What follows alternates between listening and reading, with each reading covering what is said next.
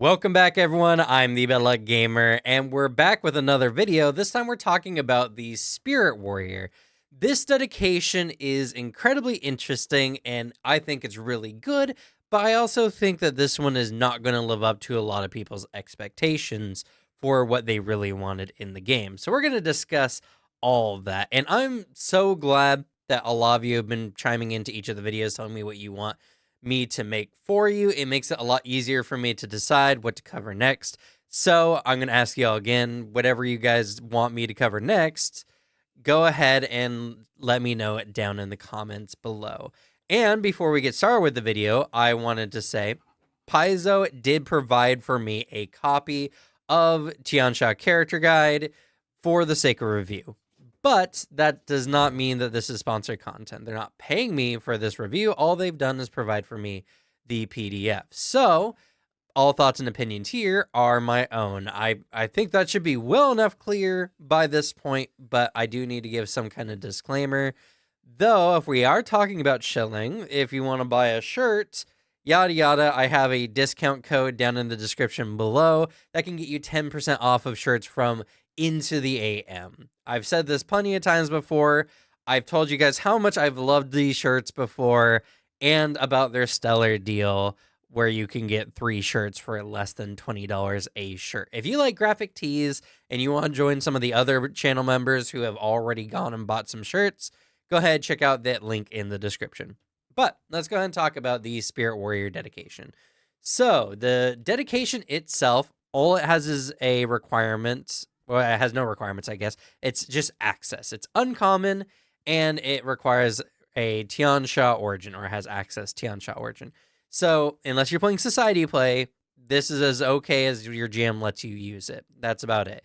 It's honestly a very powerful archetype dedication. I will say that while maybe not being the most effective combat archetype, I do think it's incredibly potent, and it will completely change your character's entire playstyle.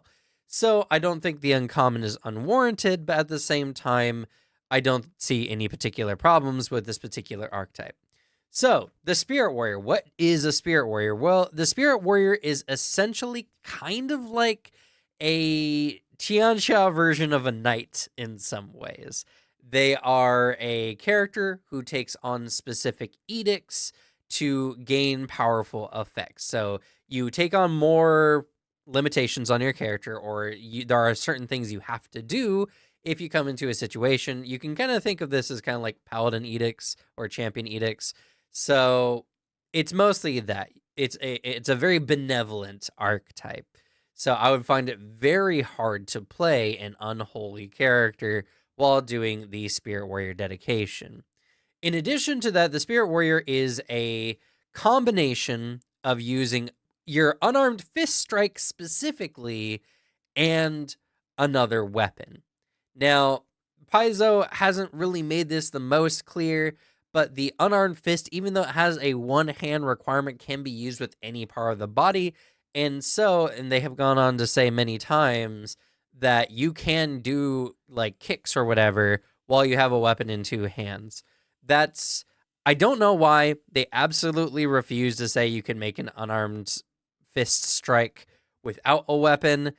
Maybe they think they're being clear. I don't know, but I do know that that is the intent. And this particular dedication proves that without a shadow of a doubt. So the dedication, I guess, what does it give you? So the dedication changes your unarmed fist strike from a D4 to a D6, and your fist gains the parry trait. Now, that's really, really cool.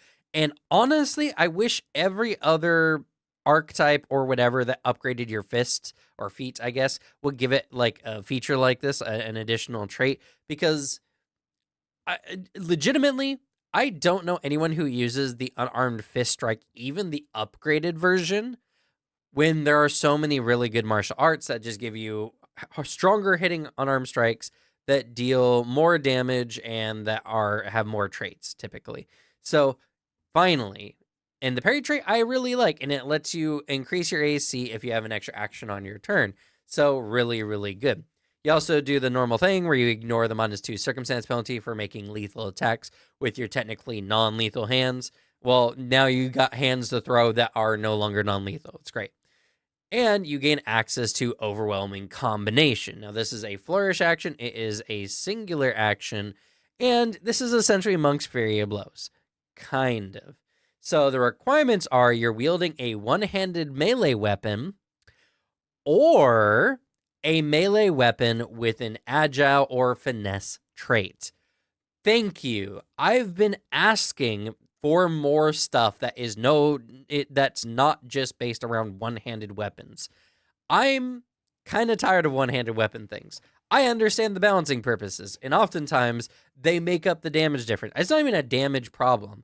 I just want to be able to use more weapons in the game. There are so many really cool two-handed weapons in the game, and they just don't apply to like half the things in Pathfinder because they require you to use one-handed weapons.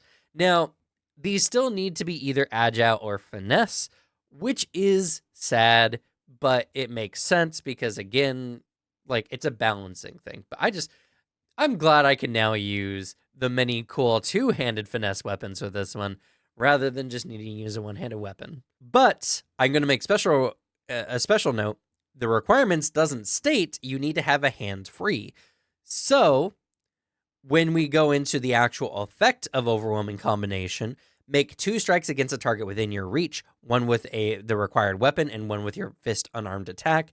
If both hit the same target, combine their damage for the purposes of weakness and resistances, and apply your multi-attack penalty to each strike normally. So this is essentially Flurry of Blows, only it doesn't have to be both unarmed strikes.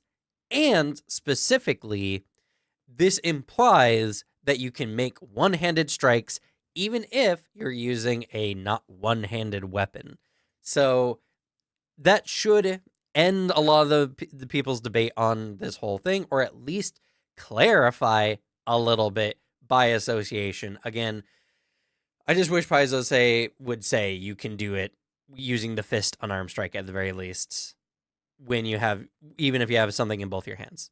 Come on, that's all you have to do. That's all you have to do, Paizo. It's as little as that. So, this kind of brings up the most interesting part and the most, I think, controversial part of the entire dedication. So, it is good. You get to make, you essentially get Flurry of Blows, only you can use one of your 2 one-handed weapons and like a kick or something, a 2-handed weapon, or you're just going straight up one-handed weapon and one free hand, which, I mean, that would pair well with many other dedications in Pathfinder, like the Duelist. All said so far, we're off to a really great start. And a lot of people have been wanting to have like their monks use weapons and unarmed strikes in combination, which technically you can already do with Flurry of Blows, but this dedication is more wholly focused on that particular playstyle. The caveat: you cannot use other types of unarmed strikes. You must use the unarmed fist, which I'm happy Unarmed Fist is getting a little bit of love, and they did make it a little bit better in this particular archetype dedication. But I feel like a lot of people wanted to intermix some of their other like martial arts from their stances and this particular style of play. So people are going to like and hate this one for a variety of reasons, but mostly they just can't combine their martial arts stances with this particular archetype dedication's features, or at least they can, but they don't get to use their cool new unarmed strikes, essentially. That is, again, it's for the sake of balance, but I do understand where people are coming from, and I'm sure there's going to be a fair number of DMs out there who are going to be like, if you're in a stance, you can use that strike stance, as long as it's not exclusionary, like the crane stance wing strikes, for instance. So I do like this dedication a lot. I think it's really cool. I love the bump to fist. Giving it the parry trait is incredibly cool. And this is another part where I guess it is weird, because even though this kind of confirms that you can make a fist strike even if you don't have a free hand, does that mean you could like set up a parry with your foot, right? That's a very interesting question. And honestly, I don't have an answer. The idea is you interpose your hand in a way where you can play defensively. If you were to ask me logistically, would it be a problem if I parry with my hand? I would say even if they're both full, I would say sure, why not? You kick the enemy's weapon at the right time, whatever. It's just a +1. Granted, it will increase here in a little bit, but if we're talking about thematics, I don't know. It's very weird, and honestly, I just wish Paizo was more clear about this particular thing. Regardless, that's the dedication. We have a lot of feats coming with this particular archetype, so let's dive into them.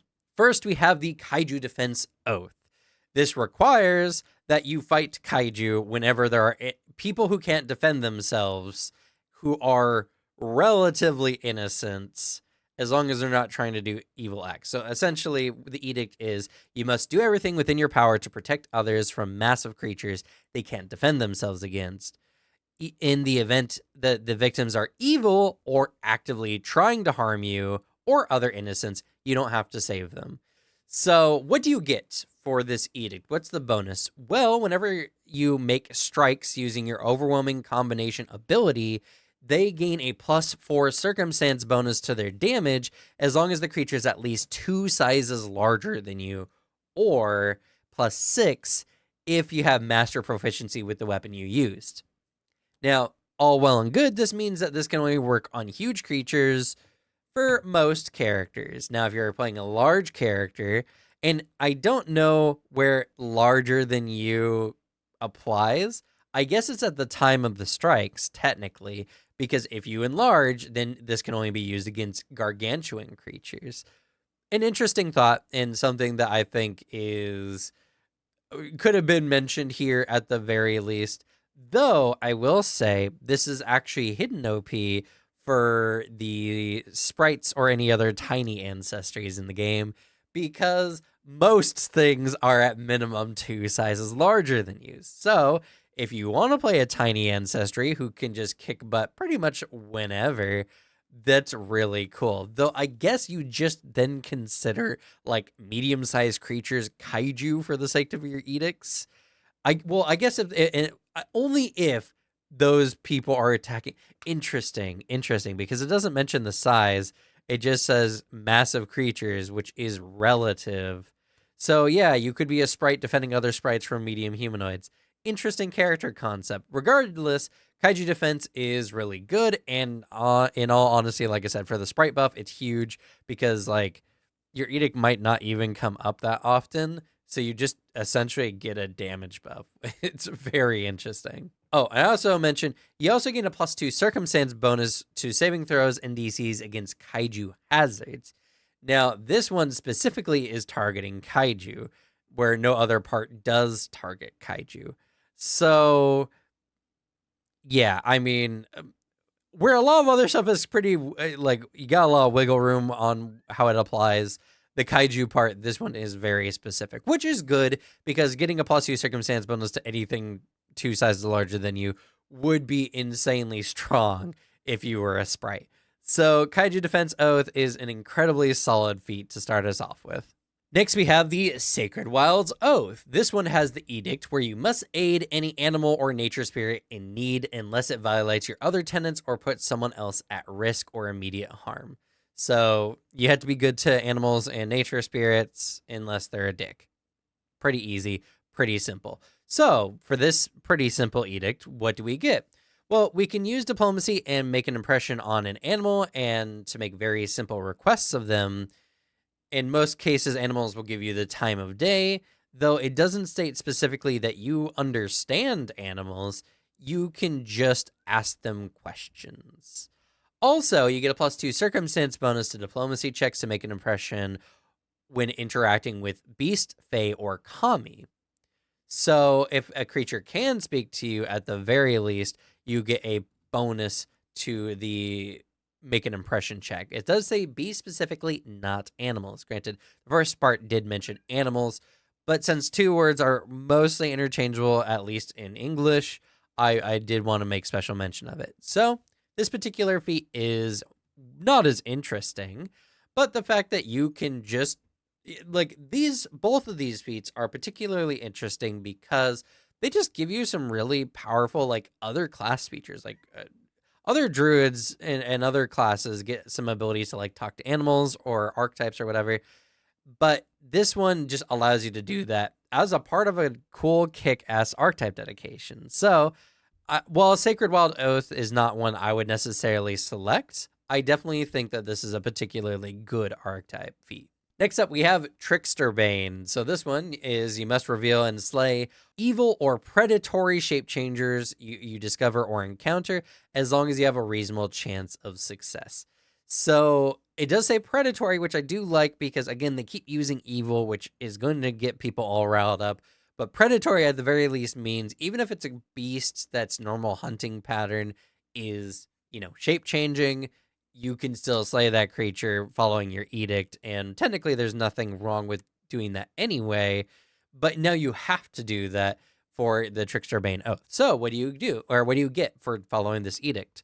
You get a +4 circumstance bonus to perception checks to detect a shape-changed creatures, disguise, and a +2 bonus to recall knowledge checks about shape changers. So this one just more or less makes you effective against shape changers, detecting them and knowing things about them. But in addition to this, whenever you use your overwhelming combination against said creatures, you attempt to counteract one of their polymorph effects. The counteract rank is equal to half your level rounded up, pretty standard fare, and you add your charisma modifier to your proficiency bonus with the weapon strikes you used to strike as a part of the overwhelming combination. So if, for instance, you used a weapon that you had a higher proficiency than your unarmed, say like for the sake of a fighter, you take the higher of your 2 proficiencies, which is pretty cool. So overall, Trickster Bane, this is kind of one of those interesting type of archetype feats where most enemies you fight in your campaign, like 95%, are not going to be shape changers. But I will say most campaigns typically have some kind of shape-changing enemy, whether it's like a werewolf or something. There are many common enemies used in many stories that use shape-changing, and while they're not super prevalent and are not going to be probably the most common type of enemies you fight against, you're so likely to come across at least one on your adventure. So Trickster Bane Oath, I would say, is not bad. I like Kaiju Defense more, personally, for the level 4 feats, but I think Trickster Bane is not particularly bad, and depending on the type of campaign you're running, say if it's one particularly themed around Fae or other kind of shape-changing creatures, Trickster Bane Oath might be insanely good. So, situationally, Trickster Bane Oath is probably one of the better ones here, unless you're a sprite, in which case Kaiju Defense is technically always better. But yeah, anyway, very, very interesting level 4 feats we have here.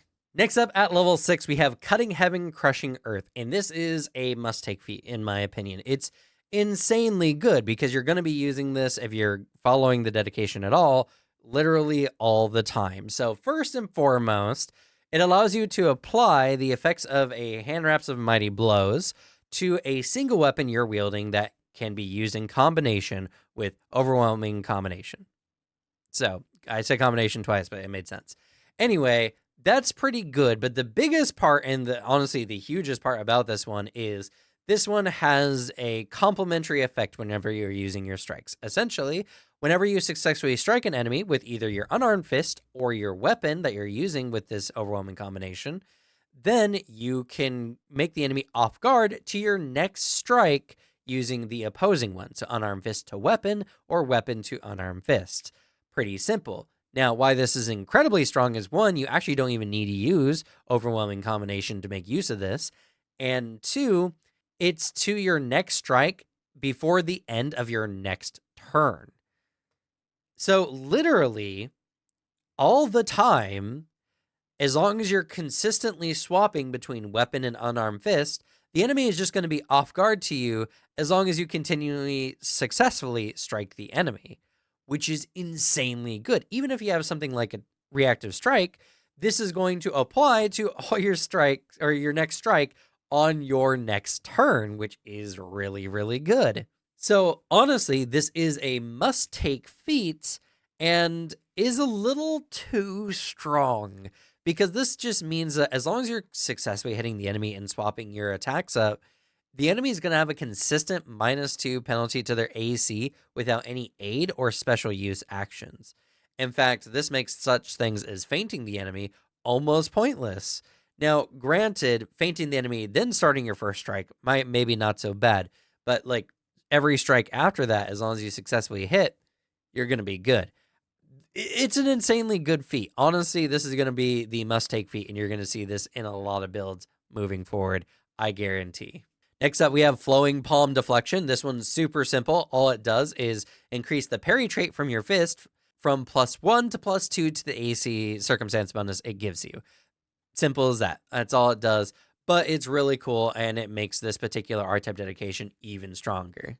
Spirit of the Blade is our next level 6 feat, and this one is a little perplexing to me. It's really good, but it does conflict with the major aspect of this particular archetype dedication, because Spirit of the Blade is another flourish action, and essentially it's just kind of a charge. You charge your next attack up so that it deals additional spirit damage.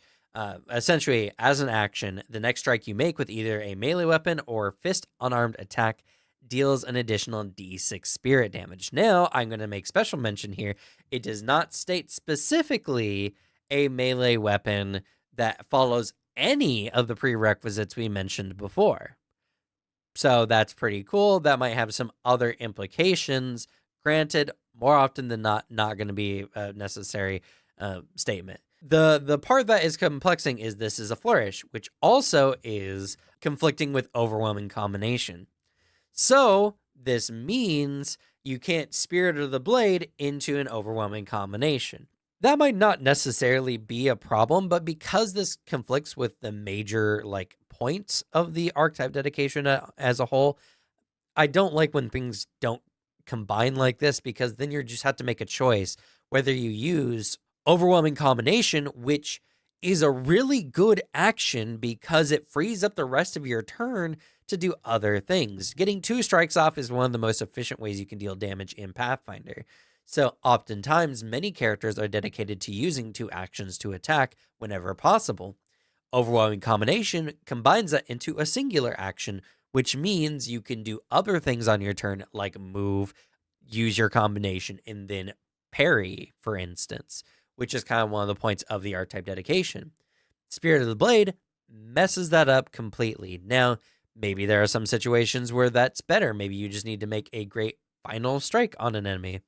I don't know. What I do know is that they conflict, and that bothers me. The additional spirit damage does heighten as you increase in level. It goes from 1d6 to 2d6 at 10th level and 3d6 at 18th level, meaning overall it's not terrible. Now, as far as amping actions, I would say a power attack or something would be generally better than this particular feat. And at the very least, yeah, you're spending 2 actions, but you're dealing more damage than this one can use. So I honestly would struggle to use Spirit of the Blade, I think, effectively, other than the fact that this one can be one you can use to amp a 2-handed weapon strike, I suppose, if you just dive into Spirit Warrior just for this one feat, which seems a little silly, but hey, I've seen stranger. So I'm going to say Spirit of the Blade is kind of a meh feat. It looks interesting, but just doesn't blend well in with the rest of the archetype. Sword LightWave is the next level 6 feat we have here, and this one is really good, and ironically, despite everything I just said, pairs well with Spirit of the Blade. Yeah, let me explain. So this one allows you to essentially make a ranged strike with whatever weapon or, unarmed fist strike you want to make. Now, it is a range of 60 feet, and it uses your same proficiency and same damage and everything, runes, yada yada. Essentially, this is literally just a ranged melee strike. And because you're making a strike using a melee weapon, Spear of the Blade technically can apply to this. Now, all the damage from the strike is converted into spirit damage. All the damage. So you can't launch a flaming, from a flaming rune attack with this. All damage is converted into spirit damage. That is a little sad, but spirit damage is an insanely good damage type. So I'm not going to be too upset about it, but this does make it where maybe there's an enemy that is weak to a particular element that's flying away. Well, now you can't really strike and deal their weakness damage, but you could probably still damage them pretty heavily with spirit damage. So, Spear of the Blade and Sword LightWave do work really well because this is the next melee strike. Even though it says a range strike, it's using a melee weapon. And it would be a full round action, but you could deal an additional d6 spirit damage. Now, that is the one case scenario where Spirit of the Blade, I feel, works in this particular archetype dedication. But Sword Lightwave is not a great attack unless it's your only option, because it's 2 actions to make a strike, period. It doesn't do anything. Well, I guess it also converts all the damage to spirit damage, which may or may not be good. It doesn't do anything special. So if the enemy is within striking range, it's oftentimes better to stride up to that enemy and then use your combination rather than using this to strike an enemy that you could easily move to. So Sword Lightwave, I do like. I do like the feat in general. It doesn't make Spirit of the Blade worth it in the build, in my opinion. But at the very least, if you really want to take Spirit of the Blade, you can do this one. Now, unfortunately, though, I'm going to make another special note here. The weapon you can use must be one that's either one-handed or agile or finesse. So even though Spirit of the Blade could be used with any kind of two-handed weapon, technically, this one specifically has to be for an agile or finesse weapon, which is not necessarily a bad thing, but it doesn't have that same kind of extra benefit, I would say, that Spirit of the Blade had. So Sword Lightwave, I would say generally pretty good. At level 8, we have a feat that is another flourish feat, but I'm less upset about it than I was with Spirit of the Blade. And that's because this one has a particularly good use and a particularly bad use. So the particularly good use is you make a fist strike. It must be your unarmed fist strike. And on success, you can choose to either deal all damage from the attack as spirit damage, or deal the damage as normal, but gain a number of temporary hit points equal to half your level that lasts for a round.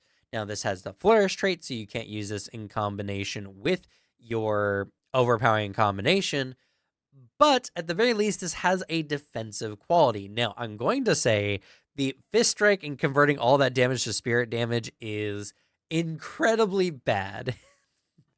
There's not many situations I feel like that is going to be a preferable action over overwhelming combination, for instance, unless you absolutely want to deal spirit damage because a creature has a spirit weakness, which is quite possible. And I'm going to make special mention that spirit damage can be sanctified, making it deal either holy or unholy trait in addition to it, meaning that you could have a fist strike that could just do unholy or holy damage if your character is sanctified. That at least has a slightly better edge case scenario, though many times if you're playing a class based around that or have another archetype based around that, you already have a way of dealing spirit damage that's probably way more effective than using a unarmed fist strike, preferably with a weapon, for instance. So that part, not so great. The temp HP equal to half your level, on the other hand, I could see being better. If you are in a very dangerous fight where you're facing off against an enemy and you're being the team's front line, then you can stride up to the enemy, you can make your God's Palm strike, gain some temp HP, and then raise your hand to parry, and you're good to go. You're at max defense, and you got some temp HP. And so that particular playstyle, or just having the ability to gain some temp HP, I would say overall, generally a pretty good idea. So God's Palm, while it's all a flourish trait, and I did really harp on Spirit of the Blade for that, I feel like has just better applicable use than Spirit of the Blade. Sheltering Pulse is definitely one of the coolest feats we have here on this list. Not for even mechanical use, but I just love the imagery you can make with this. So for 2 actions, and it has the Manipulate trait, so this is vulnerable to reactive striking, you can slam your weapon or your hand onto the ground, and somewhere in an unoccupied square within 15 feet, you create a bubble, a nexus that has a 15-foot emanation, and it lasts for 3 rounds. You and all allies in this area gain a +1 status bonus to AC while in this area. That's a really good feat. Now, it's 2 actions, sure, but just giving everyone a +1 status bonus to AC is really good, especially because it's status bonus. Now, I'm using status a lot here because most raise shield, parry actions, all that kind of stuff give you a circumstance bonus to AC. So, your tanky players can become even tankier inside your Sheltering Pulse, and it lasts for 3 rounds. Even if it lasted until the end of your next turn, I would say this would be a really good feat. But 3 rounds? That's the majority of most combats. And in fact, when you would see fit to use this particular action, it's probably going to just last for the remainder of that combat, which is really cool. There's also no limitation on the time or the number of areas you can do with this, actually. So if you really wanted to, I wouldn't recommend it, but if you really wanted to, you could do this every turn, making a large number of nexuses that you can create. Now, I do think that's a little overboard, and I would probably say that if you create another zone, you would the prior zone would be removed, because honestly, I don't even think there are spells that are as good as that. Maybe there are, I'm not sure, but Sheltering Pulse is insanely powerful, and it doesn't even cost a spell slot or anything. So I would say this one is a little strong, not necessarily efficiency-wise, we're talking. It's not the most powerful, but there are some very interesting niche cases where I think this is insanely powerful. So I'm going to say Sheltering Pulse is a S tier feat. It's really, really good. Transcendent Deflection is an incredibly great feat. It's a reaction that you can use as a frequency of once per 10 minutes, so you know it's a bit juicy because it's limited use. And it has a trigger where an enemy within reach would damage either you or an ally with an attack. Now, this does require that you're using a weapon, a sentry that is applicable with the Spirit Warrior dedication, either one-handed or a two-handed agile or finesse melee weapon. But what it does is it allows you to interpose the weapon on the strike and break your weapon, but make the target of the strike completely unharmed. This is really good because it allows, one, characters who like to have multiple weapons. I'm one of these people. I like having options when it comes to combat, and having a character who has multiple different weapons just suits me. And this one just be like, oh, well, I guess I'll just switch my fighting style now and completely remove an attack from the field. There's no check, there's no counteract, nothing. Instant damage mitigation. I hope Guardian, when it comes out next year, is as good as this, has an action as good as this. Because sure, you break a weapon, but honestly, that's really not that big of a fix. And there are so many great weapons in Pathfinder anyway. So I don't really see that as being much of a problem. Granted, late game, it gets a bit more expensive because having weapons that are completely kitted out with all the runes and everything becomes more difficult and more expensive. Still, I can definitely see the use of this one in particular. So Transcendent Deflection, an insanely good feat. Intercepting Hand is actually kind of hidden OP. So what it does is, first of all, it gives your unarmed fist strike, which is just your hand pretty much in most cases, the disarm trait. That means when you're wielding Hand Wraps of Mighty Blows, that item bonus they give you also apply to your disarm checks with an open hand. That has so much synergy with so many other archetypes in the game, it's ridiculous. But that's not all, because you also get the disarming interception. So what this requires is that you have your fist positioned to parry, so you're benefiting from the parry trait. I already talked about some of the weirdness with that earlier. I'm not going to get into that now. But as a reaction, an enemy within your reach targets you or an ally with a weapon strike, you can attempt to disarm that weapon, and you gain a +2 status bonus to this disarm check. That's really good because we already are going to get some benefits for our Hand Wraps of Mighty Blows, meaning we have a really, really good chance of disarming this opponent. Now, if the check is successful, the triggering attack is disrupted. That doesn't necessarily mean they drop the weapon, because that only happens on a critical strike. If the disarm was a critical, you and you have a free hand, you can catch the disarmed weapon in your hand instead of it falling to the ground in the target space.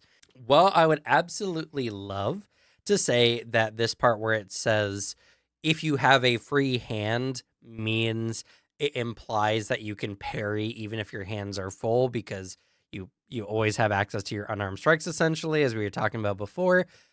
There are many situations where it would be, yeah, duh, obvious my hand is empty, like a thrown weapon, for instance, where you throw the weapon, it flies back into your hand, and no way in the middle of the action, or at least it's very unlikely that your hand would suddenly become full, so it's implied that your hand would be empty.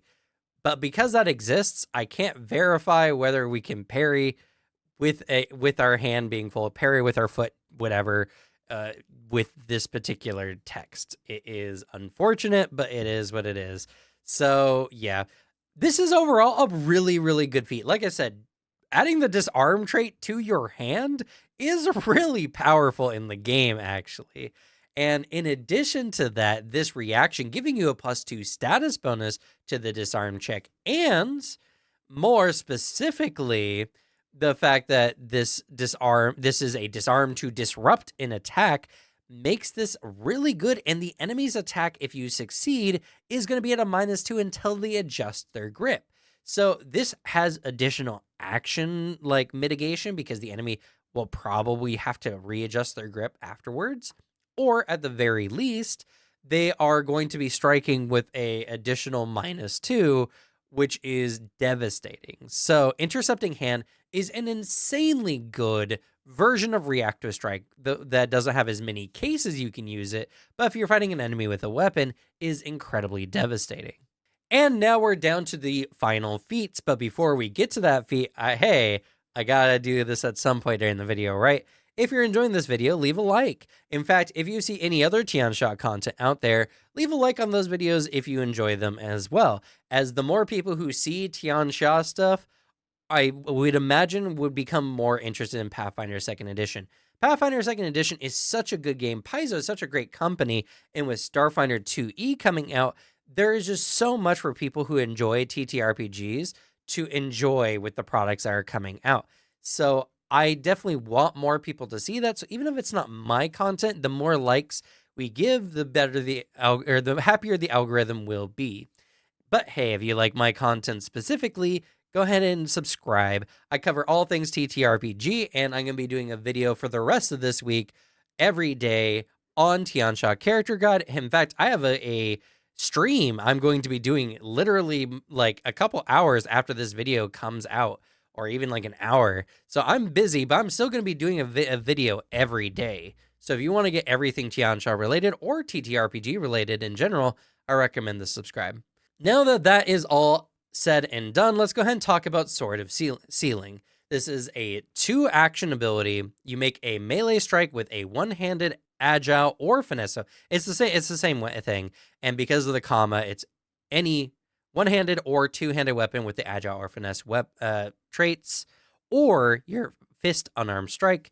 On a successful hit, the target must make a fortitude save against the higher of your class DC or spell DC, or become immobilized. The target can end this immobilization by successfully escaping using a DC equal to your class DC or your spell DC as the escape DC. So this is a 2-action, essentially, strike that makes the enemy immobilized. Now, in most scenarios, that's not necessarily the biggest deal. You might get lucky and make the enemy have to waste an action to escape, but if you're using this on like a stronger enemy, for instance, getting this off or actually having them fail the check is not incredibly high. What I like about Sword of Sealing is if you're dealing with lower level enemies, they are going to have a much harder time avoiding this particular action.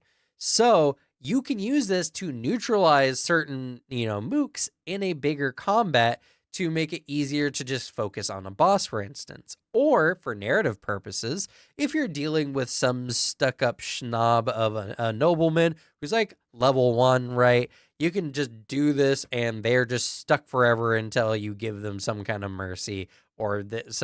You can't even end it technically. So someone else has to come and save them. There's no duration here. So, yeah, it's definitely very interesting in a lot of ways. But hey, that finishes out the Spirit Warrior. Spirit Warrior is an incredibly powerful archetype. It has so much good design in it. And I'm going to be honest, this has better design than like some classes in the game. Like there's some things here I want to see more often. I want to see things like overwhelming combination, how it doesn't just restrict you to only a one-handed weapon, but to a two-handed weapon that's either agile or finesse.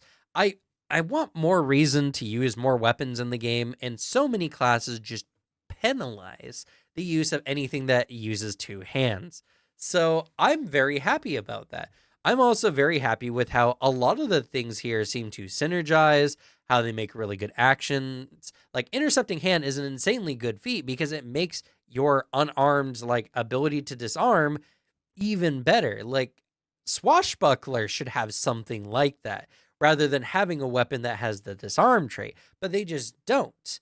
There's many things here that I think make Spirit Warrior Dedication just superior design, and that is kind of sad, but maybe, hopefully, we're going to see this superior design put elsewhere. I feel like Player Core 2 kind of left a bit of a bitter taste in some people's mouths, some of the design choices, and it was not a really great showing of Paizo's overall, I think, capabilities. While a lot of stuff that has come out in the Tian Xia character guide, I feel like is a lot better showing. I feel like Player Core 2 was probably a little bit rushed, and so we got some things that just didn't quite hit the marks. But a lot of stuff here in the Tian Xia character guide are very promising. So I definitely feel like in the immediate future, we're going to start seeing better and better designed things from Paizo, and hopefully they'll use that to clean up some of the classes or some of the other archetypes, for instance, that are a little lagging behind. Not everything is made equal in Pathfinder, and I'm going to be the first to admit that, but I will say the Spirit Warrior Dedication is incredibly good without necessarily being broken. But let me know your thoughts and opinions on the Spirit Warrior down in the comments below. That's going to be it for me. Thank you all so much for watching. Good luck with your games. Leave the bad luck to me, and I'll see you all in the next video. Bye.